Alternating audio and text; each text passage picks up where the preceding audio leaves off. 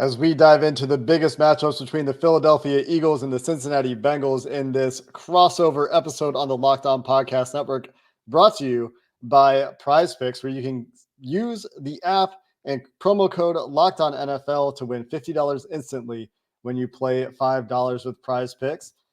We will discuss the biggest things that have to go right, and we will start, Louis, with those Philadelphia Eagles. If you could pick three things that if they happen, the Eagles win on Sunday, what are the top priorities for that team? Yeah, I think they have to, and this one's obvious for our viewers and listeners, but they have to start fast. They have to finally, they're the only team in football that hasn't scored a point in the first quarter. And with the talent they have, that's just unbelievably unacceptable. So they need to start faster and build a lead so they can be based on their run attack. Again, as I mentioned earlier in the show, that is this identity, whether people like it or not. They want to be a pass-first team. They're a run-first football team. So they need to build a lead and control time of possession. I'd say number two, you got to protect Jalen Hurts. Like last week, that game was close early on against the Giants because Fred Johnson, who Bengals fans are familiar with, he was not holding up against Brian Burns. Jalen Hurts was struggling with simulated pressure. They've got to hold up front. You're going to be without two starters, likely Mekhi Becton and still Jordan Mailata. So I'd say that's number two. And then number three is contain Jamar Chase and T. Higgins. Like that battle between those two and Quinyon Mitchell and Darius Slay, that's just such an important part of this game. The Eagles have been really good this year on defense of not letting big plays happen behind them. That's got to continue. This is a much bigger test, though, than what they're used to so far in 2024. Yeah, I'm excited to see Quinyon Mitchell against these receivers. It's a great battle. Yeah. Going back to pre-draft, I mean, we talked a lot about him, Jake, and obviously the Bengals got Amarius Mims, and that's awesome. You get a right tackle, you do it. Mm-hmm. But I didn't think he would fall to 18. I was like small school corner, whatever. He checks every other box. And he fell past 18, obviously.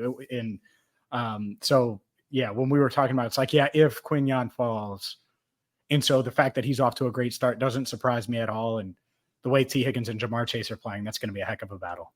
And I wonder if they continue to try to exploit the slot matchup there. Not that Cooper DeJean has been bad by any means, but if those guys are holding up on the outside and they're clouding the outside or they're clouding Jamar, which teams do, they're just not giving you one-on-ones with Jamar Chase more than twice a game. And Joe Burrow often finds those in the twice per game, and they usually will bite opposing defenses when they get those opportunities. But beyond that, if those guys do hold up, as you're talking about, that is a key for the Eagles side of things. They are moving Jamar Chase into the slot at the highest rate, I believe, of his career so far this year. We saw T. Higgins score a touchdown last week when they got him into the slot. And so when they identify those opportunities to work those guys in the slot from time to time, I think that'll be interesting. And if they continue to do this reverse wishbone thing they got to last week, where they're putting three guys behind the line of scrimmage with Joe Burrow, a couple tight ends and a running back to try to condense the box and open things up for T. Higgins and Jamar Chase from a schematic perspective with those corners that you're talking about, Louis, I think that'll be pretty interesting too. Yeah, and real quick on that too, the Eagles normally don't shadow, like they don't have a corner just follow a receiver all game. But because Cooper DeJean has inside-out versatility, like he was an outside corner pretty much his entire career at Iowa, I would almost love to be like, hey, if I'm Vic Fangio, Quinyon, you're on Jamar Chase all game. And obviously this team's different because they have two stud receivers.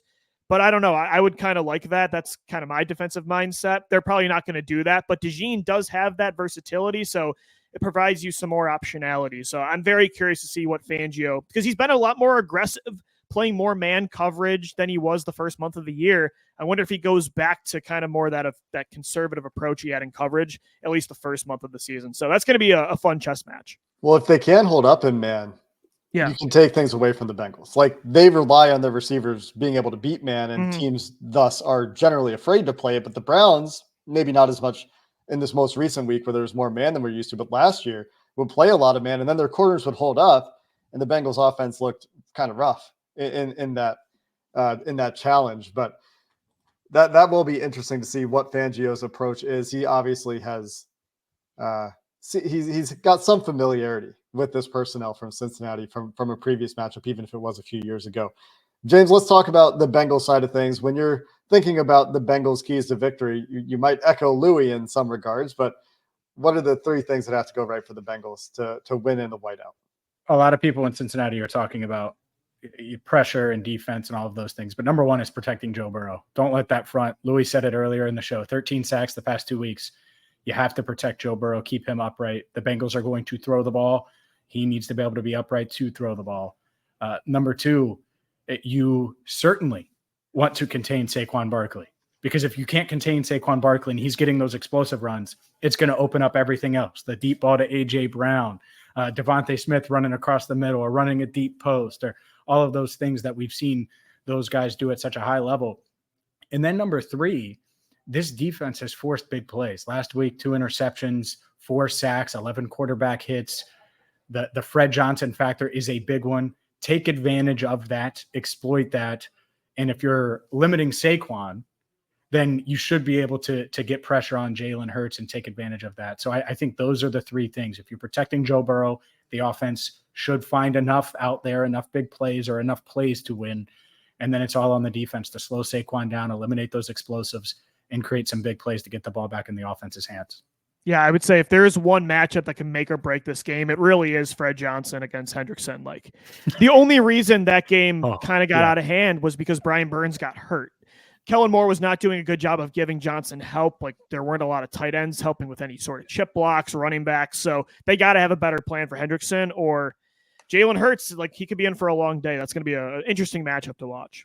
I think that if Trey goes into game record mode, you said you watched the Kansas City game back in week 2, the Kansas City Cincinnati game. That was a game that Trey Hendrickson nearly won on his own. Yeah. And if he can do that in a game, again, different offensive mentalities, I think, from the Eagles and the Chiefs. But if he gets to pin his ears back, then he can win games on his own. We've seen him do that in Cincinnati. I know he's not the household name of a Myles Garrett or a TJ Watt or name your favorite pass rusher, but he has affected the quarterback at roughly that level. And I think that's something that many don't notice. But another matchup that I'll point out, especially if Mekhi Becton does miss this week, he's dealing with a concussion, right? Yep. Is BJ Hill on the inside. I know that Landon Dickerson is a player that I really like coming out of the draft a few years ago. Cam Jurgens playing center now, succeeding. Kelsey in there. I don't know that I have a whole lot of faith in those guys in pass blocking situations, especially drop back passing situations. Not that BJ Hill is a world beater in there, but he's been very good the last couple of weeks in terms of creating disruption and doing the job of a professional at defensive tackle, which is something that the Cincinnati Bengals did not have when he was hurt for a few weeks earlier this season. So that's another matchup that I'll call out there. And James, I'm very surprised you didn't mention getting off to a fast start as well. Capitalizing perhaps instead on the Eagles' inability to get off to fast starts with the 0 points in the first quarter, something that we talk about a ton, Louis, on Locked On Bengals, because that game script is just vital so often in NFL games, and the Bengals it's all about coaching. Exception. And I think that's the thing. I don't know who said it. Maybe it was Dan Orlovsky. I was watching somebody say first quarter is all about coaching and the fourth quarter is all about the players. And I really think that's true, at least from Philly's standpoint. It's a direct reflection of just poor game planning throughout the week. So there's just too much talent for both of these teams to start slow. So, I mean, you would think it would open up like guns a-blazing, but that just hasn't been the case. I think we can all agree, at least, that we hope the game doesn't end in a tie.